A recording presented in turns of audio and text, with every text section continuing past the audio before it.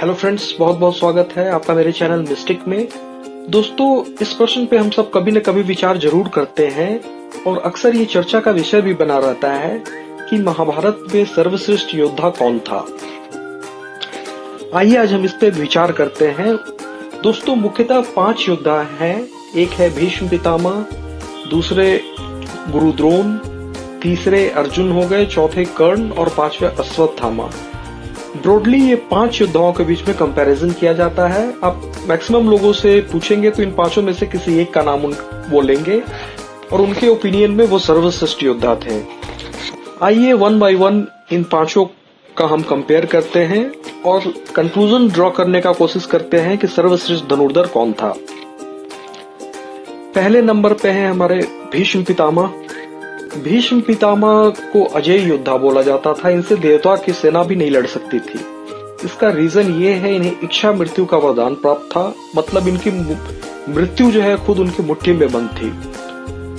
दूसरा, उन्होंने स्वर्ग में बृहस्पति हो गए, शुक्राचार्य हो गए और भी जितने डिवाइन गुरुज हैं उनसे सारी शिक्षाएं ग्रहण कर ली थी। तो ये नीति शास्त्र के मर्मज्ञ थे, हर तरीका के कलाओं के ज्ञाता थे।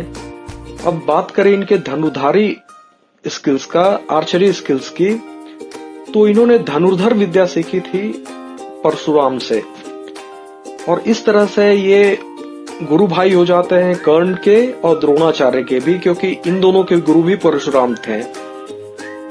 तो इस तरीका से अगर हम एनालाइज करेंगे तो भीष्म जो है इच्छा मृत्यु का इनके पास वरदान था, सारे दिव्यास्त्र इनके पास थे और सबसे बड़ी बात, परशुराम के सर्वश्रेष्ठ शिष्य थे। परशुराम ने बार बार बोला है भीष्म मेरा सर्वश्रेष्ठ शिष्य है। तो इन सब बातों को एनालाइज करें तो हमें ऐसा लगता है कि भीष्म जो है सर्वश्रेष्ठ धनुर्धर थे। दूसरे नंबर पे आते हैं दोस्तों आचार्य द्रोण। आचार्य द्रोण की क्या बात करें, लोगों का कहना था वो उनकी तुलना नक्षत्रों से की जाती थी। वो उनका डिसीजन बहुत प्रिसाइज होता था। धनुर्धर विद्या में उन्होंने कई नई विद्याओं का इजाद किया था उस समय। उनके गुरु परशुराम थे। तो कहा जाता है कि गुरु द्रोणाचार्य को सिर्फ गुरु द्रोणाचार्य ही हरा सकते थे। भीष्म भी उनका बहुत आदर सत्कार किया करते थे। ये बात हो गई दोस्तों द्रोणाचार्य जी की। तीसरे नंबर पे आ जाते हैं हमारे अर्जुन। अर्जुन के विषय में क्या कहा जाए, स्वयं भगवान कृष्ण उनके साथ थे। अब कृष्ण भगवान जिसके साथ होंगे उसकी विजय सुनिश्चित है। तो अर्जुन तो पहले ही विजयश्री का आशीर्वाद लेके उतरता था। दूसरा, उनके साथ सबसे बड़ा बात क्या था, देवताओं से, इंद्र से उन्होंने सारे दिव्यास्त्र लिए हुए थे। भगवान शंकर ने उनको पशुपशास्त्र दिया था और वो शिष्य थे आचार्य द्रोण के। तो ये सारे फैक्टर्स मिलके अर्जुन को अजय योद्धा बनाते हैं। इतने सारे दिव्यास्त्र होने के बाद तो किसी का जीतना वैसे ही तय हो जाता है। पशुपशास्त्र हो, सबसे बड़ी बात कृष्ण भगवान उनके साथ हो, तो लगभग इनको अर्जुन को हराना किसी के लिए भी संभव नहीं था। अब बात करते हैं अश्वत्थामा का। सबको पता है अश्वत्थामा जी अमर थे। वो एक साथ सहस्त्रों बाण चला सकते थे। उनकी भुजाओं में हाथी का बल था। वो आचार्य द्रोण के शिष्य भी थे और पुत्र भी थे और वो पांडवों और कौरवों दोनों के गुरु भाई थे। तो उनकी जो धनुर्विद्या आर्चरी स्किल्स है वो काफी बेटर थी, उत्तम थी। वो लेजर लाइक उनका प्रिसीजन होता था।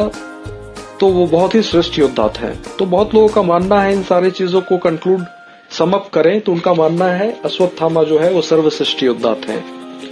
लास्टली हम बात करते हैं कर्ण की। कर्ण के बारे में बहुत सारी चीजें हैं।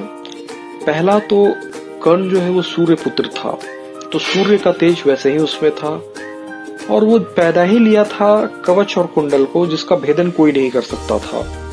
इसका अर्थ ये हुआ कि कर्ण जब तक कवच और कुंडल के साथ है उसे तो मारा ही नहीं जा सकता है। उसे किसी वरदान की, किसी चीज की जरूरत नहीं है। ये उसकी रक्षा 24 आवर्स करने के लिए उसके पास कवच और कुंडल थे, जिसे छल से इंद्रदेव ने कर्ण से ले लिया था, वो अलग बात है। और उनके भी जो गुरु हैं वो परशुराम थे। कर्ण के गुरु परशुराम थे और उन्होंने, परशुराम जी ने एक बार बोला था कि लगता है मैंने भीष्म को सिखाया, द्रोण को सिखाया, लेकिन इतना लगन मैंने किसी में नहीं देखा, लगता है कर्ण तू मेरे पास कुछ भी नहीं छोड़ेगा। ये परशुराम जी का कथन है महाभारत में।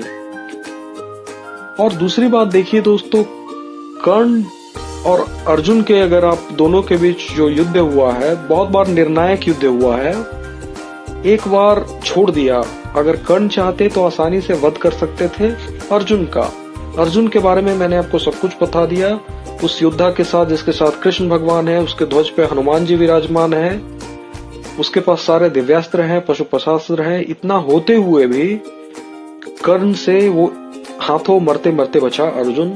दूसरी बात है, बहुत बार युद्ध में कर्ण ने इतना ज्यादा घायल कर दिया, इतना ज्यादा क्षति पहुंचाई जो कि विचारणीय है, ये सारे चीज होते हुए भी।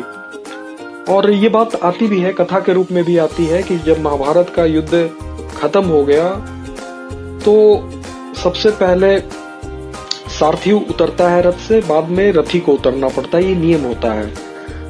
लेकिन कृष्ण भगवान ने युद्ध खत्म हुआ, अर्जुन को बोला सबसे पहले तुम उतर जाओ। उसके बाद उन्होंने घोड़ों को मुक्त कर दिया और उसके बाद वो रथ से उतरे। और उनके रथ से उतरने के बाद वो जो वानरी ध्वजा थी उसमें से हनुमान जी भी निकल गए। और उसके बाद रथ में जो है एक भयानक विस्फोट हुआ और पूरा रथ जो है वो छत विछत हो गया। ये देख के अर्जुन को बड़ा आश्चर्य हुआ। उन्होंने बोला ये क्या था, ऐसा महान आश्चर्य मैंने अपने पूरे जीवन में कभी नहीं देखा है। इसके उत्तर में कृष्ण भगवान ने बोला, ये जो कर्ण ने जितने दिव्यास्त्र चलाए थे, इतना वो तुम्हारे ऊपर प्रहार पे प्रहार किए जा रहा था, मैं तुम्हारे रथ पे था, मेरी शक्ति और हनुमान जी थे, इन्होंने इन सबकी शक्ति के कारण जो है तुम बचे हुए थे।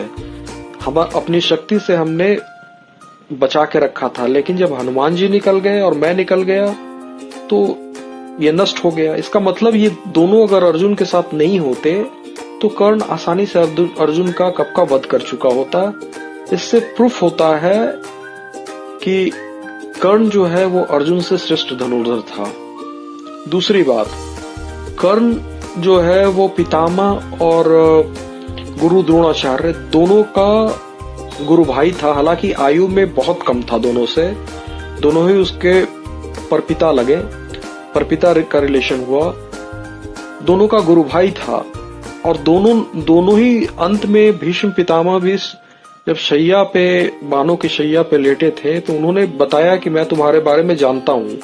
जब कर्ण उनसे मिलने गया, बोला आपने मुझे क्यों रोका युद्ध करने से, आज इत्यादि बहुत सारा वार्तालाप हुआ। उसमें भीष्म ने ये डिस्क्लोज किया कि मैं तुम्हारे और अर्जुन दोनों के धनुर्विद्या को बहुत अच्छे से जानता हूँ, क्योंकि मैं खुद ही जो हूँ धनुर्विद्या का मर्मज्ञ हूँ। और शुरू से ही मैं जानता हूँ कि तुम अर्जुन से श्रेष्ठ धनुर्धर हो।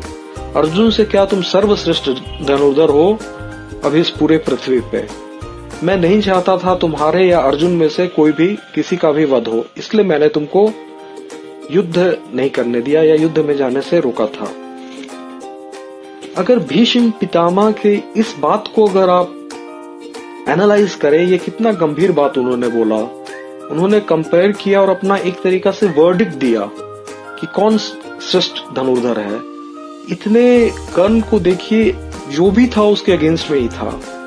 उसका सारथी जो शल्य था, उसका सिर्फ एक ही काम था, कर्ण को हमेशा पूरा युद्ध के दौरान मैक्सिमम डिमोटिवेट करना, डिस्कम्फर्ट देना, यही शल्य का काम था। जबकि सारथी का कर्तव्य ये होता है कि हमेशा ही अपने रथी के उत्साह को बढ़ाए, हमेशा ऐसी बात उसको बोले कि उसे युद्ध करने का चाव बना रहे, उसे सही सलाह दे, सही प्रतिद्वंदी के सामने ले जाए। ये सारा का सारा जो कर्तव्य होता है ये सारथी का होता है। तो ये सबके सामने ब्रॉड डेलाइट जो है सारे चीजों का धज्जिया उड़ा दिया शल्य ने। उन्होंने जबरदस्त डिमोटिवेट किया कर्ण को। तो उनका सारथी योग्य नहीं था, उनका कवच और कुंडल ले लिया था इंद्रदेव ने, और उनके पास ये जो एक प्राइमरी रिक्वायरमेंट है कि एक योग्य सारथी, वो भी नहीं था कर्ण के पास।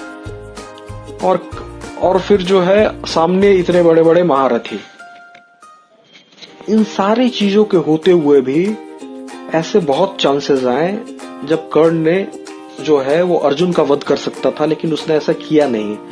और बाकी के चारों पांडवों को तो उसने छोड़ दिया, बार बार निहत्था करके छोड़ दिया, क्योंकि कुंती को उसने वचन दिया था कि आपके 5 पुत्रों की गिनती नहीं बिगड़ेगी। अगर अर्जुन मरेगा तो मैं रहूंगा, मैं मरूंगा तो अर्जुन रहेगा, लेकिन पांडव में 5 है, 5 हमेशा रहेंगे। तो इन सारे फैक्टर्स को एनालाइज करिए तो दोस्तों यही लगता है कि कर्ण ही जो है सर्वश्रेष्ठ धनुर्धर था। उसके पास क्या नहीं था? कर्ण के पास लक नहीं था। ये जो लक फैक्टर है वो मिसिंग था उसके लाइफ में, नहीं तो वो सूर्य पुत्र था, पांडवों में सबसे बड़ा था, श्रेष्ठ धनुर्धर, श्रेष्ठ सर्वश्रेष्ठ गदाधर, फिर और भी जो भी बोलिए, धर्म का सबसे बड़ा ज्ञाता। लेकिन इतना होने पे भी उसे रहना पड़ा दुर्योधन के खेमे में, और दुर्योधन अधर्म का सबसे सुदृढ़ चट्टान था। न चाहते हुए भी उसके सारे दुर्योधन के बुरे बातों में हाँ मिलाना पड़ा। वो सब जानता था, अंदर ही अंदर कर्ण को सब पता था धर्म कहाँ है, धर्म कहाँ नहीं है। दिल ही दिल वो ये भी चाहता था विजय पांडवों की होनी चाहिए, क्योंकि अगर विजय कौरवों की हो जाती है तो फिर धर्म का हास हो जाएगा। क्यों? कर्ण जो है धर्म का बहुत अच्छा ज्ञाता भी था। तो दोस्तों मेरा मानना तो ये है, मैंने सारा फैक्ट्स एंड फिगर्स आपके पास रखा, मैंने अपना एनालिसिस जो है आपको बताया, और अगर मेरा वर्डिक्ट आप जानना चाहेंगे तो मैं कर्ण को सर्वश्रेष्ठ धनुर्धर मानता हूं। बाकी सारे अच्छे थे, क्लोज टू कर्ण हो सकते हैं, लेकिन कर्ण था, उसका कोई विकल्प न पास्ट में था न आगे होगा। स्वयं भगवान ने कहा है, स्वयं कृष्ण भगवान ने, जब कर्ण का वध हुआ, अर्जुन ने निहत्थे जब वो रथ का पहिया हटा रहा था, उसका सर अलग कर दिया धड़ से, तो भीम पागल हो गया, खुशी से पागल, अपना हर्ष रोक नहीं पा रहे थे कि क्या इतना ज्यादा खुशी तो भीष्म पितामह द्रोण, कोई भी ऐसा कौरव पक्ष का कोई ऐसा योद्धा नहीं था जिसके मरने पे पांडवों को इतनी खुशी की प्राप्ति हुई। भीम ने युद्ध छोड़ दिया, वो रणभूमि में नाचने लगा खुशी से। इवन धर्मराज युधिष्ठिर वो भी पागल हो गए, बोले कि वो सीधे कृष्ण भगवान के पास गए, बोले कि वो योद्धा था या क्या था, वो युद्ध कर रहा था, मुझे तो लग रहा था कि वो महाकाल है। युद्ध में 1 सेकंड भी मेरे दिल में ये विश्वास नहीं था कि अर्जुन जो है ये कर्ण को जीत सकेगा।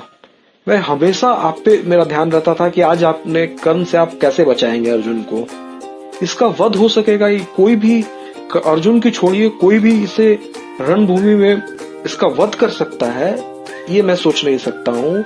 सबकी बात सुन रहे थे। भीम दौड़ता दौड़ता आया, कृष्ण भगवान को बोला, हे प्रभु आप ही की कृपा से ये कर्ण का वध हुआ है। इसका वध होने का मतलब ही है कि जीत हमारे हाथ आ गई, और कोई भी होता हमें डर नहीं था। कर्ण भयानक योद्धा था, इसका कोई तुलना नहीं किसी से किया जा सकता है। लेकिन कृष्ण भगवान बहुत ही दुखी थे, बहुत दुखी थे। उनका दुखी उस समय भी दुखी थे, और जब युद्ध खत्म हो गया, जब मैत्री के इन्वायरमेंट में बाकी लोग मिल सकते थे एक दूसरे से, वहां पे भी कृष्ण उस समय काफी दुखी थे। तो अर्जुन ने बोला, इस सूत पुत्र की मृत्यु पे आप इतना दुखी क्यों हैं? तब बोले, कृष्ण भगवान ने बोले कि मैं कुछ अब बोलता हूं, जरा उसे ध्यान से सुनो। पहली बात तो ये सूत पुत्र नहीं है, ये सूर्य पुत्र है, और तुम्हारे और इसमें कोई तुलना का विषय नहीं है। कर्ण के आर्चरी स्किल्स का 16वां अंश भी तुम्हारे पास नहीं है। ये कहना था कृष्ण भगवान का। बोले, युद्ध की मैं बात सिर्फ नहीं कर रहा हूँ, धनुर्धर विद्या के स्किल्स का बात नहीं कर रहा हूँ। इतना बड़ा महान तपस्वी, इतना बड़ा धर्मज्ञ, इतना बड़ा दानवीर, उसने किस किस को क्या क्या दान नहीं दिया है छुप के, और किसी को पता भी नहीं। कर्ण ढिढोरा पीटने पे यकीन नहीं रखता था, उसने इतने बड़े बड़े दान दिए। इंद्र को कभी विश्वास नहीं था कि ये कवच और कुंडल देगा।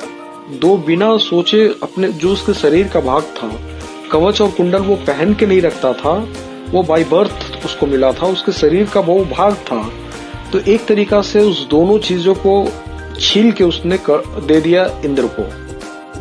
इतना बड़ा बड़ा कुंती मांगने आई, खाली हाथ कुंती को भी नहीं जाने दिया कर्ण ने। पांडवों का जीवन दान दे दिया। पांडवों का जीवन दान दे दिया, नहीं तो पांचों में से कोई भी ऐसा नहीं था जो कर्ण के हाथों बसता। तो इतना धर्मज्ञ, इतना बड़ा दानवीर, ये सारे क्वालिटीज ऑफ ह्यूमन बीइंग है, ह्यूमन वैल्यूज है, जिसमें कर्ण श्रेष्ठ था। तो मैं दुख मना रहा हूं, इतना दुख मुझे कभी नहीं हुआ, ना द्रोण मरे ना ये, क्योंकि इतने एक आदमी में इतना सारा क्वालिटी मैंने आज तक कहीं नहीं देखा है। कर्ण श्रेष्ठ पांडव था ही, सर्वश्रेष्ठ धनुर्धर था, और भी किन किन चीजों में सर्वश्रेष्ठ था मैं क्या बताऊं तुम्हें। अब दोस्तों इस बात को देखिए, पितामह का भी यही वर्डिक्ट था।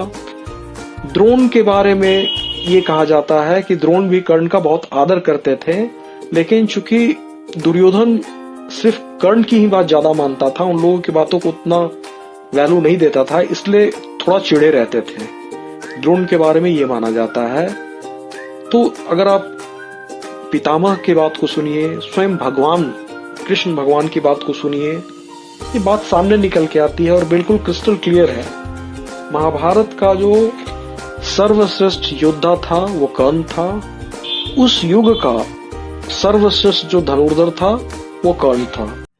दोस्तों अगर ये वीडियो आपको पसंद आया हो तो कृपया इसे लाइक करना ना भूलें और चैनल को सब्सक्राइब करना ना भूलें। अगले वीडियो में मैं फिर एक रोचक जानकारी के साथ आपके सामने प्रस्तुत होऊंगा। तब तक के लिए धन्यवाद।